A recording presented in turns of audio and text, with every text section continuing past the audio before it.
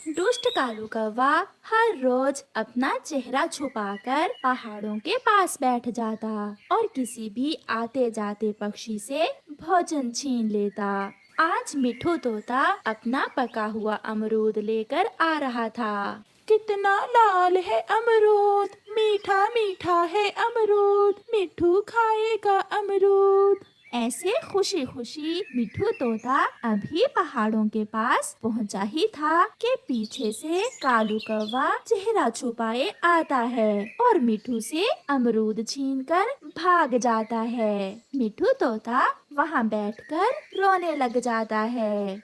कमबख्त जालिम, मेरा अमरूद छीन कर ले गया। पूरे 1 महीने के बाद मुझे आज अमरूद मिला था। मैं बताऊंगा, मैं सबको बताऊंगा। मुझे न्याय चाहिए। ऐसे रोता हुआ मिठू जंगल वापस आता है। मिठू भैया, क्या हुआ? आप रो क्यों रहे हैं? रोना तो और क्या करूं?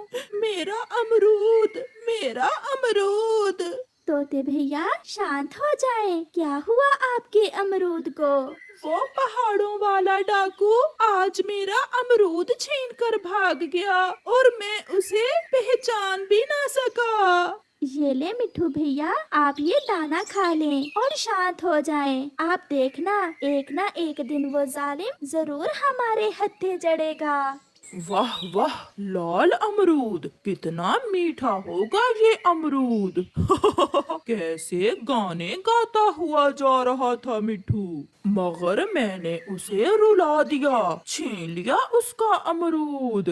कालू कौवा खुद से ऐसे बातें करता है और फिर मिठू का छीना हुआ अमरूद खाने लगता है। शाम के सब पक्षी बड़े पेड़ के नीचे इकट्ठे होते हैं। कल बुलबुल से भी भोजन छीन लिया था उस जालिम ने और आज मिठू का अमरूद। अगर ऐसे ही चलता रहा, एक दिन हम में से कोई भी नहीं बचेगा। मैं तो जब भी भोजन लेकर उस रास्ते से गुजरता हूँ तो मुझे बहुत डर लगता है। दूर से कालू कौवा भी पक्षियों को इकट्ठे देख लेता है। मुझे वहाँ जाना होगा, अगर ना गया तो सब मुझ पर शक करेंगे और मैं पकड़ा जाऊंगा। फिर कालू कौवा भी दूसरे पक्षियों के पास जाता है और जाते ही जोरों से रोने लग जाता है। मेरी मिठाई, कल मेरी मिठाई भी उस जालिम डाकू ने छीन ली और मुझे बहुत मारा, मगर मैंने शोर नहीं मचाया, क्योंकि अगर शोर मचाता तो वो मुझे जान से ही मार देता। उसके पेट में दर्द हो, आज उसने मेरा अमरूद छीन लिया। जब भी वो पकड़ा गया तो मुझे रोकना ना, मैं बहुत मारूंगा उसे।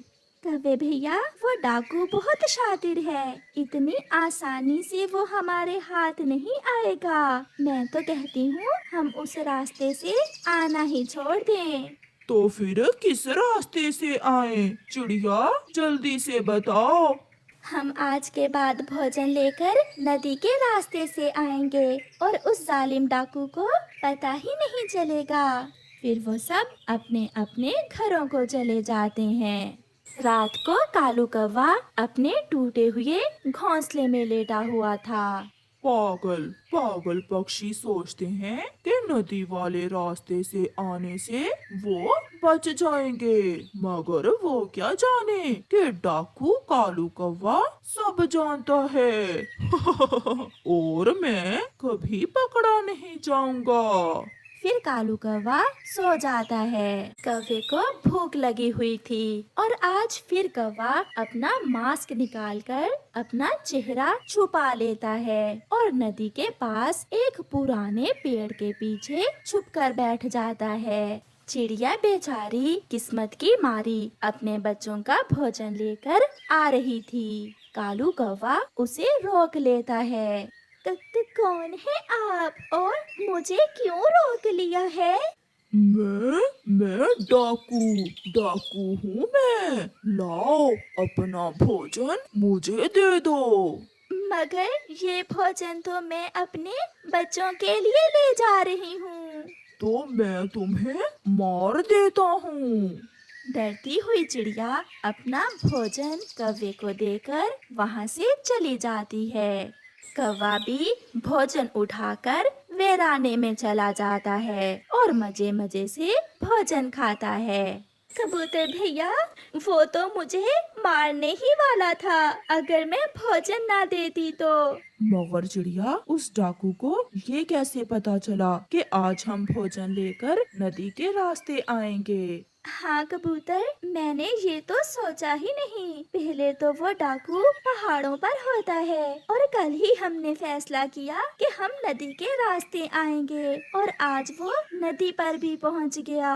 कौवा भी चिड़िया से छीना हुआ भोजन खाकर वहाँ आ जाता है। यार कालू, तुम भी कौवे और वो डाकू भी तुम्हारी जाति में से ही है। तुम उस डाकू का पता लगाओ कि वो कौन है। कबूतर, ऐसे दुष्ट कौवों ने तो हमारी जाति को बदनाम कर रखा है और मेरे रिश्तेदारों में तो कोई भी ऐसा कौवा नहीं है। सब बहुत शरीफ और ईमानदार मेहनती हैं मेरे रिश्तेदार कौवे तो। कबूतर भैया, कल से हम सब नदी से नहीं बल्कि झरने वाले रास्ते से आएंगे भोजन लेकर। फिर वो सब वहाँ से चले जाते हैं। रात हो जाती है।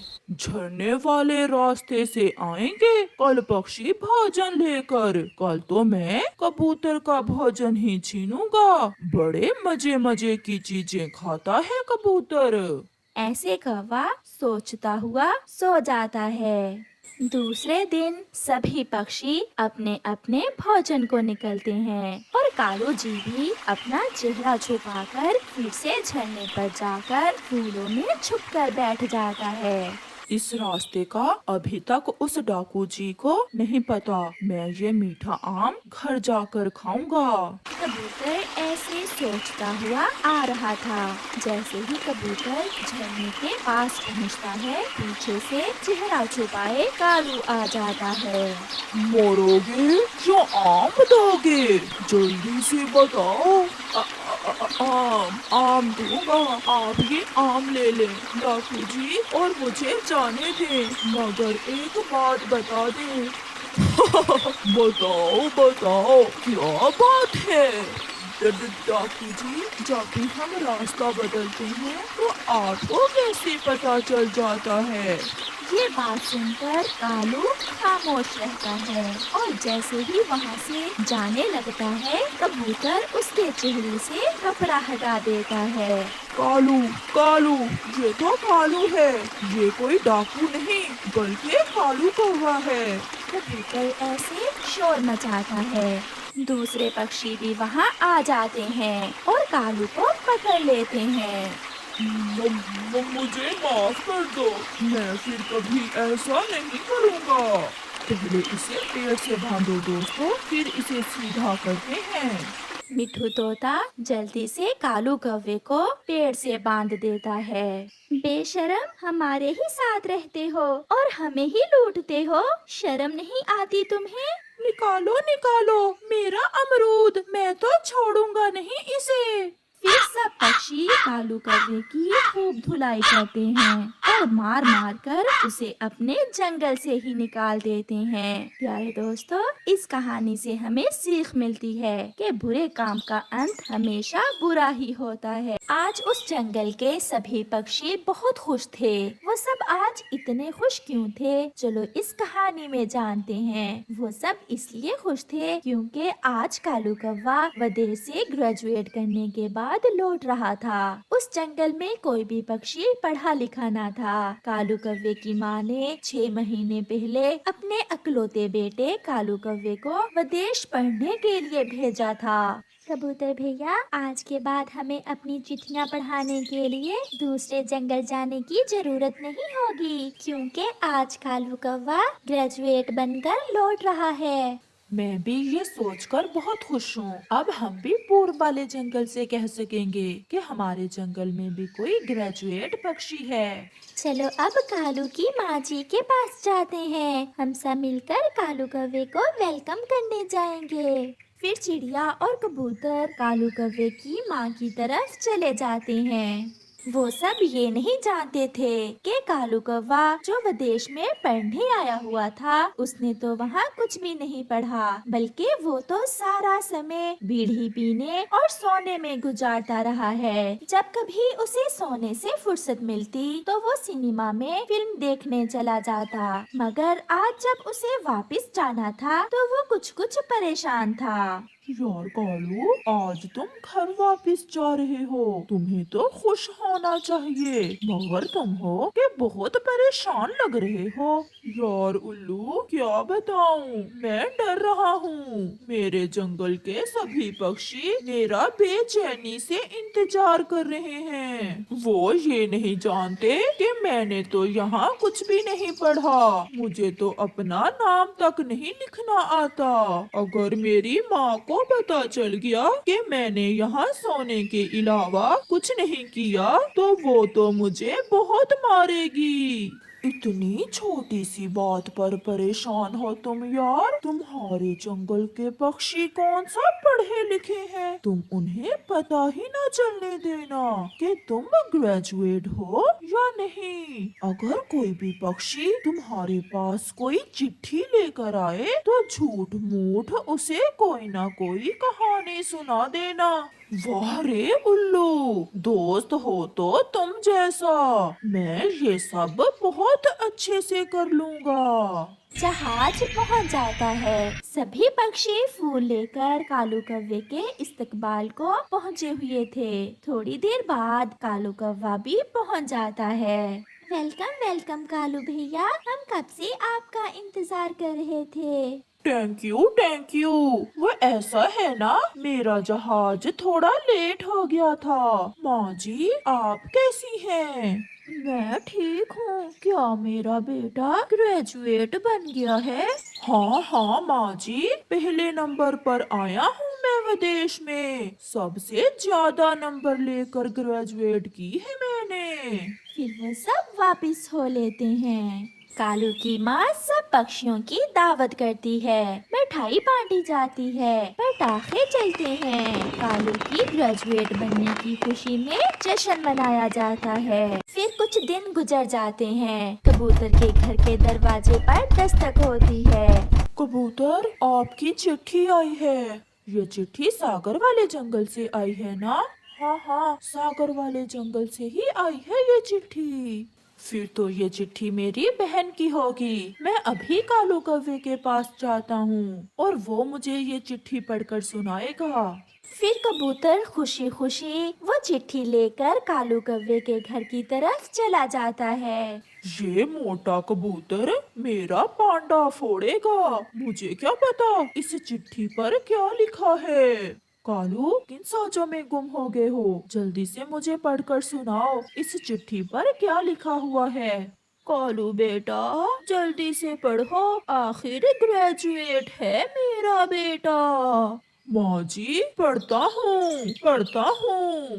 फिर कालू कौवा उस चिट्ठी को देखते हुए पढ़ता है। भाई, मैं आपकी बहन मीना हूँ। मैं बहुत खुश हूँ। यहाँ बहुत ठंड है और गर्मी का मौसम गुजर गया है। पेड़ों पर हरे हरे रंग के पत्ते हैं और मैदान की घास भी हरे रंग की है।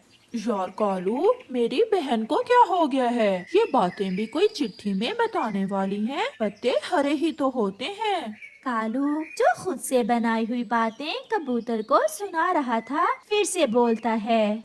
और ये भी लिखा हुआ है कि आसमान का रंग नीला है, सागर का पानी भी नीला है। लगता है मेरी बहन पागल हो गई है। लाओ ये चिट्ठी मुझे दो। मैं नहीं बोलता अपनी बहन से। कितने लंबे समय बाद चिट्ठी लिखी और उसमें भी काम की कोई बात नहीं लिखी। फिर कबूतर वो चिट्ठी लेकर वहाँ से चला जाता है। बहुत मुश्किल काम है। अब अगर कोई और पक्षी आ गया तो उसे क्या सुनाऊंगा? कालू अपने मन में ऐसे सोचता है। दूसरे रोज बुलबुल कालू के पास एक चिट्ठी लेकर आ जाती है। कालू भैया, मेरी माँ की चिट्ठी आई है, जल्दी से मुझे पढ़कर सुनाए। मेरी माँ ठीक तो है? कालू फिर से कोई नई कहानी सोचने लगता है। मेरा बेटा ग्रेजुएट है बुलबुल। देखना कैसे फर फर बढ़ेगा तुम्हारी माँ की चिट्ठी। हाँ हाँ, लाओ ये चिट्ठी मुझे दो। फिर कालू कौवा वो चिट्ठी पढ़ना शुरू करता है और कालू कौवा एक नई कहानी सुनाता है। मेरी बेटी, कल बहुत ठंड थी। मैंने आग जलाई तो ठंड दूर हो गई। पानी पिया तो प्यास खत्म हो गई। कालू भैया, ये क्या लिखा है मेरी माँ ने? कोई काम की बात नहीं लिखी माँ जी ने। लिखी है। माँ जी ने ये भी लिखा है कि मैं बीमार हूँ। बस कालू का इतना कहना था कि बुलबुल तो रोना शुरू कर देती है। हाय हाय, मेरी माँ बीमार हो गई। मैं आज ही अपनी माँ की खबर लेकर आती हूँ। रुके रुके, मेरी बात तो सुने। मगर बुलबुल रोती हुई वहाँ से चली जाती है। बेचारी बुलबुल कैसे रो रही थी। माँ जी, बुलबुल ने पूरी बात ही नहीं सुनी। अब इसकी माँ ठीक है, पहले से बेहतर है। कालू का ग्रेजुएट बनने का ड्रामा ज्यादा दिन चलने वाला ना था। एक ना एक दिन तो उसे पकड़े ही जाना था। और वो दिन आ गया जब माही झील एक चिट्ठी लेकर आती है। वो चिट्ठी उसके पति की थी। नदी पर बैठा हुआ कालू कौवा माही झील की चिट्ठी पढ़ता है। माही चीदी, इस चिट्ठी पर लिखा हुआ है कि तुम्हारे पति ने दूसरी शादी कर ली है। वो अब वापस लौट कर नहीं आएगा। ये सुनकर माही झील रोने लग जाती है। मैं भी कहूँ, इतने समय से मेरा पति विदेश से लौट क्यों नहीं रहा? अब पता चला कि उसने तो वहाँ दूसरी शादी की हुई है। कालू कौवा अभी वहाँ ही बैठा हुआ था कि माही झील का पति भी आ जाता है। वास्तव में माही झील का पति अपनी पत्नी को सरप्राइज देना चाहता था। वो अचानक विदेश से लौट कर आता है। पति जी, आपने तो इस चिट्ठी में लिखा है कि मैंने दूसरी शादी कर ली है और मैं अब लौट कर नहीं आऊँगा। क्यों? मैंने तो इस चिट्ठी में लिखा हुआ है कि मैं कल आऊंगा और मैं आपको सरप्राइज देने के लिए आज आ गया। तो फिर ये कालू का बच्चा हम सब पक्षियों को उल्लू बना रहा है। हम सब मिलकर इसे अभी मजा चखाते हैं। कालू ये सुनकर वहाँ से भाग जाता है और फिर सब पक्षी मिलकर कालू की खूब पिटाई करते हैं। बड़ा आया ग्रेजुएट कहीं का, मुझे भी गलत ही चिट्ठी पढ़कर सुनाई। और मुझे भी। मारो इसे और मारो।